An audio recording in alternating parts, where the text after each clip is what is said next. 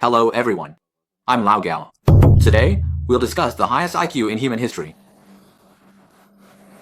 William Sidis, an American, had an astonishing IQ of 300. Most people with extremely high IQs are around 200, typically 180 to 230. William is the only known person whose IQ exceeded 250, reaching 300. Born on April 1, 1898, in New York State, USA, it's incredible such a high IQ person was born on April Fool's Day. His father, a psychologist, taught at Harvard, and his mother was a doctor. Both of his parents were elite professionals. Inheriting their outstanding genes and growing up in a good family environment, Sidis showed extraordinary talent shortly after he was born. At just 6 months old, he learned the 26 letters of the alphabet. Usually, if a child can learn the alphabet by age 2, that's very smart. Most people learn it between ages 3 and 5, but Sidis mastered it by 6 months. Just 2 months later, when he was 8 months old, he communicated with his parents in English. Normally, children start speaking around 1 year old, usually only saying mama or dada, and can't really communicate. But by 8 months, he had mastered English and could interact with those around him. By a year and a half, he recognized many words, could read books and newspapers, meaning he had developed the ability to learn on his own. Then, just 6 months later, by 2, he had already learned Latin. He had already picked up another foreign language. I don't know when you learned your second language, but he mastered Latin by age 2. By 3, he learned Greek. When I say he learned it, I mean he truly knew it, not just saying hello or I love you. He truly knew the language. Realizing their child was a genius, his parents decided not to wait to send him to school, since normally you wait until 6 or 7 to start. But at 3, he already knew so much, so his parents decided to educate him themselves. His mother even quit her job as a doctor to stay home and focus on raising this prodigy. Sure enough, with the support of his parents, William's talents were fully unleashed. By the age of 8, he had already learned French, German, Russian, and Hebrew. So by the time he was 8, he had mastered 7 languages. The key point is that most of these languages he learned on his own. Although his mother stayed home to take care of him, she mainly taught him subjects like math, physics, and chemistry. She didn't know any of those other languages. His language skills were all self-taught through reading. He would read some very difficult books in Latin, French, German, and Hebrew, and he would use these books to understand and learn the languages, some languages, and incredibly, at age 8, he wrote a book. It was the Book of Wonder Good. So what is Wonder Good? When he was 8, he invented a language. After expert evaluation, it was confirmed to be a new, logically consistent language, one that could be used. But he was the only one who knew how to use it, so he wrote this book to explain how his language worked. His wonderful language was based on the duodecimal, base 12, system, which is different from most languages we use today. Our languages are decimal, base 10. When we count to 10, we go to 11, 12, 13, and so on. It resets at 12, so when you count to 12, it moves to the next place value. Also, his language used extremely complex verb conjugations, making it a very difficult language to learn. You could only master it by studying his Book of Wonder Good. Keep in mind, he invented this language when he was just 8 years old. At that time, his father applied to Harvard University, hoping his child could study there. But in its history, Harvard had never admitted anyone under the age of 10, so they rejected his father's request. Harvard simply didn't know how to handle an 8-year-old child coming to study, since there was no precedent, so they rejected the application. But his parents didn't give up and continued to nurture this genius at home. Eventually, when he was 11, Harvard finally agreed to his admission and let him take the entrance exam. He easily passed and became the youngest student ever admitted to Harvard. In fact, you could say he should have had the chance to enter Harvard at 8, but Harvard delayed it until he was 11. After enrolling as the youngest student, he quickly attracted media attention, and soon, professional organizations began to. He underwent an IQ test. The report showed his IQ was 300, beyond a measurable range. The test wasn't designed for scores above 300, as no human had ever scored that high. So, it was unmeasurable, recorded as 300. What does an IQ of 300 mean? I've explained this in my previous 3 videos. For example, if a 10-year-old can solve problems meant for a 12-year-old, their IQ would be 120.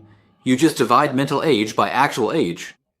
So, If an 11-year-old has an IQ of 300, that would be equivalent to having the intelligence of a 33-year-old.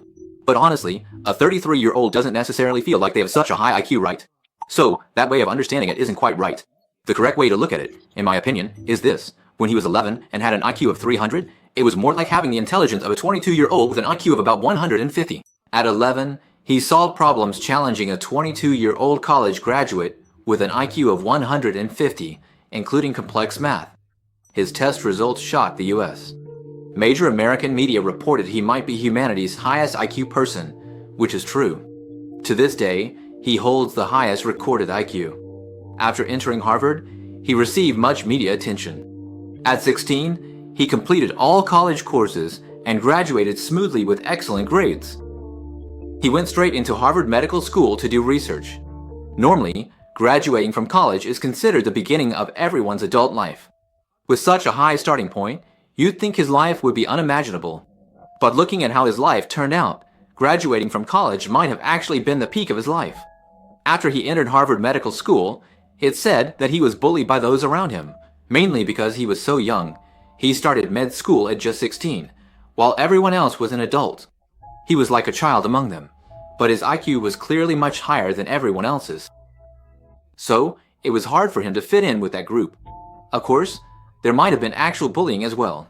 As we said, once you enter society, even Einstein can't outmaneuver Darwin. This wasn't even fully entering society yet. Being in a research institution should have been much easier, but he struggled to adapt. So, his father used personal connections to transfer him from Harvard Medical School to another university, where he became an assistant to a PhD advisor. His main job was to teach PhD students, but he couldn't manage and resigned after 1 year. The reason was the same. He felt a tremendous amount of pain at work. Just imagine, a 16 or 17-year-old kid teaching a group of PhD students in their 20s, maybe even some in their 30s. That's a pretty astonishing sight. He himself said, "I really don't understand why these people can't grasp such simple problems." He just couldn't comprehend the situations that most people find themselves in. Even though PhD students are considered outstanding, he felt they didn't understand anything. Those PhD students probably felt pressure having a 16 or 17-year-old teaching them, so they weren't friendly toward William. Later, he realized he wasn't suited for work. Starting work at 16 or 17 is odd. So, at 18, he got into Harvard Law School and continued his studies. Actually, all the majors at Harvard were very easy and effortless for him. As long as he studied a little, he could get in. But unfortunately, even after becoming a student again, he still couldn't get along well with his classmates. Over time, his mental state became very unstable. So, 3 years after entering law school, when he was 21, he dropped out. After dropping out, his life became even more problematic because he turned to political activism. He was in the media spotlight since childhood, gaining influence as many paid attention and supported him. He felt all life's difficulties stemmed from society and environment, not personal issues. So, he organized and joined anti-government protests, which grew more intense. Eventually, he was arrested and sentenced to 18 months in prison. At this point, William's father told the media, "My child is extremely talented. He could have made greater contributions to society and the country instead of serving time." So, he shouldn't have been arrested and given such a heavy sentence just because of a few mistakes or some dissatisfaction with the government. His father's statement actually gained a lot of public support. So, under media pressure, the court ended up waiving his criminal punishment. He didn't have to go to jail and was released. From this incident, you can see that this person really had a lot of influence. It's not just about his high IQ. The American public truly had high expectations for him. After his release, his parents, worried that he might cause more trouble, locked him up in a remote villa. They thought it would be better for him to have less contact with people, and ideally, he could do scientific research at home, which would also contribute to the country. So, in effect, they put him under house arrest. After a year of this, William felt that doing research wasn't meaningful to him.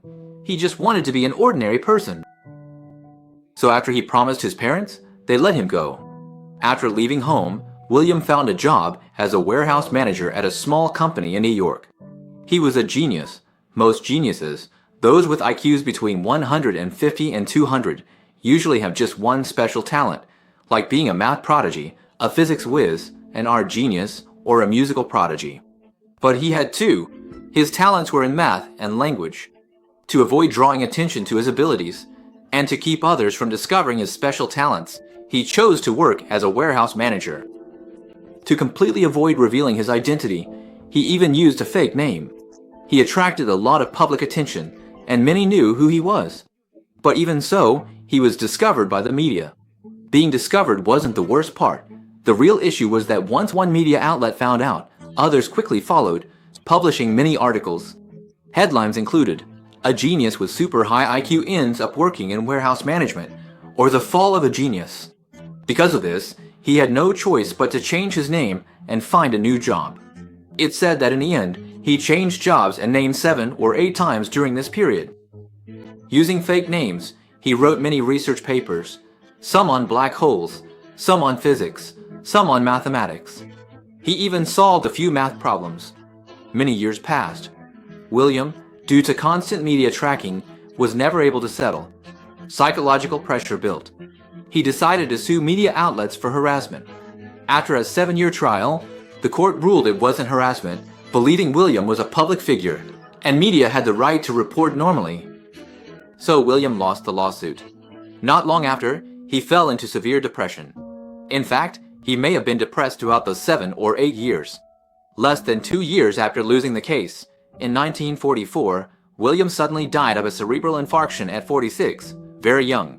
This was the life of the person with the highest IQ in human history. He started with much going for him, right? High IQ, good family, and quality education. But in the 30 years that followed, after he graduated college at 16 until his death at 46, there wasn't a single good thing that happened to him. Now, it's not that having a high IQ leads to these problems, but his tragic life did have something to do with his high intelligence. So, as I always say, if you have a high IQ, don't go telling people lightly. It can be dangerous. Alright, that's it. See you